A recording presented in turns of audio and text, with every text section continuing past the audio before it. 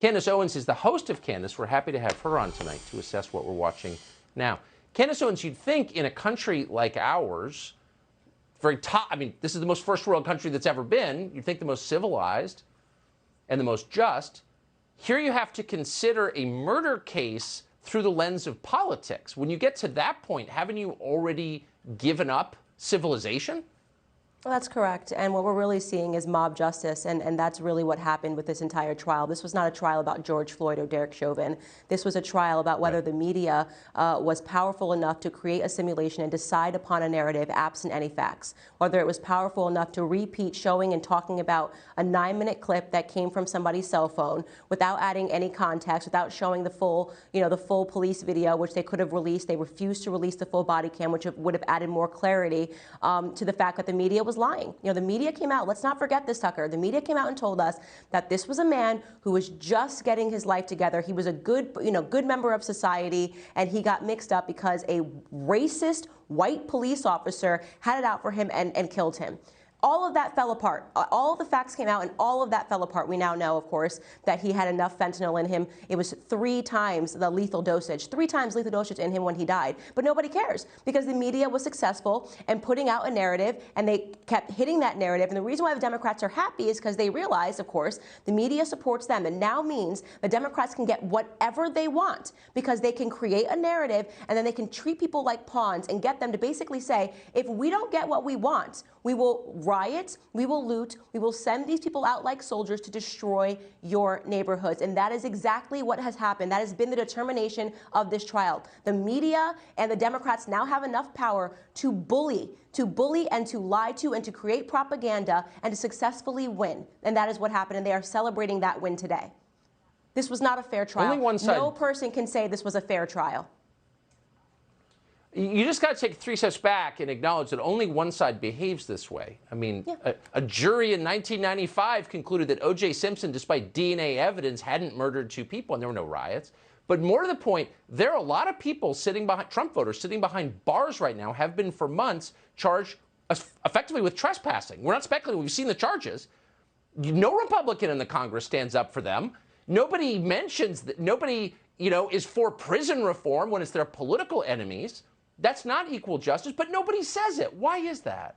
Because we have 2 pandemics going on right now. There's a pandemic of ignorance in this country, and that is only allowed to fly because we also have a pandemic of cowardice in this country, okay? So we have people that are purposefully putting out a bunch of ignorant claims, and then we have people that are too cowardly to stand up and say, you know what, this is wrong. There has been so much that has been going on in this country that is wrong. You talk about it, I talk about it, but we do not have people that are sitting in Congress that are willing to take this fight where it needs to be taken. By the way, you bring up Maxine Waters inciting violence. I'm so old, Tucker, that I remember when a man said, march peacefully and patriotically to the Capitol, and that was considered an incite to violence, right? That was like, oh my God, stop the press, get this person disappeared from social media because he is calling for violence. Look at what Maxine Waters says. No one in the media is condemning these remarks. That same media that condemned Trump and his supporters for weeks on end is now defending Maxine Waters. And we both know this is not the first time that Maxine Waters has incited violence. Don't forget, rush down. If you see a Trump supporter, you got to rush them down in the restaurants.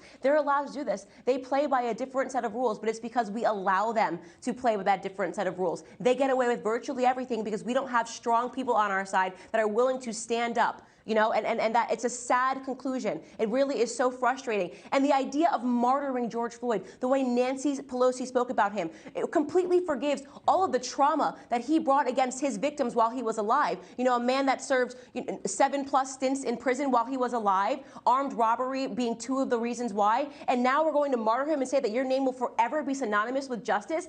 Imagine, Tucker, if you are one of his victims that is alive, one of his victims that he armed robbed, and you have to hear that this man's name will always be synonymous with justice. How would that feel to you? I feel like we are living in fiction right now in America. We are losing this country, and we are living in fiction because people are not strong enough to call out this stuff. And I feel like I'm one of the only ones who has the courage to say, I will not be mobbed into a different reality.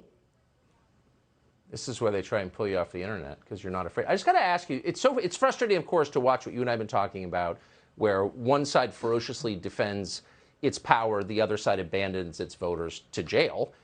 I wonder, though, is there a point where just ordinary people can say, you know, I'm not in control of politics, but you're not allowed to block my street with a protest or intimidate me on my front lawn or break into my store and steal stuff.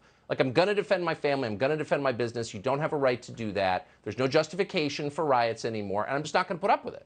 No. Will we get to that point, do you think? No, we're not going to. That's why they're already moving the ball. They're already moving it. They're moving the goalpost already because they're saying right now that that's not enough. That wasn't justice, by the way, because what they're saying is what they want is a perpetual revolution. It's why they want people to be ignorant. It's why they want people in the education system to learn nothing but race and how to be angry. They want people acting like toddlers, because when people are ignorant, they act like toddlers. They whine, they complain, they cry because they are absent facts. They are absent knowledge. So we are actually seeing a systemic oppression that is taking place that is rotten. It is throughout the propaganda that's taking place in the mainstream media, and it is working with the education institutions, teaching critical race theory and all of this nonsense to make sure that we are mass producing failures that are angry and that are violent and that are willing to riot and loot on behalf of the Democrats, because that's all they want right now are pawns in their nefarious scheme to take over this country. It's going to make people radical, unfortunately. That's a shame. Candace Owens, it is great to see you tonight. Thank you so much. Thank you.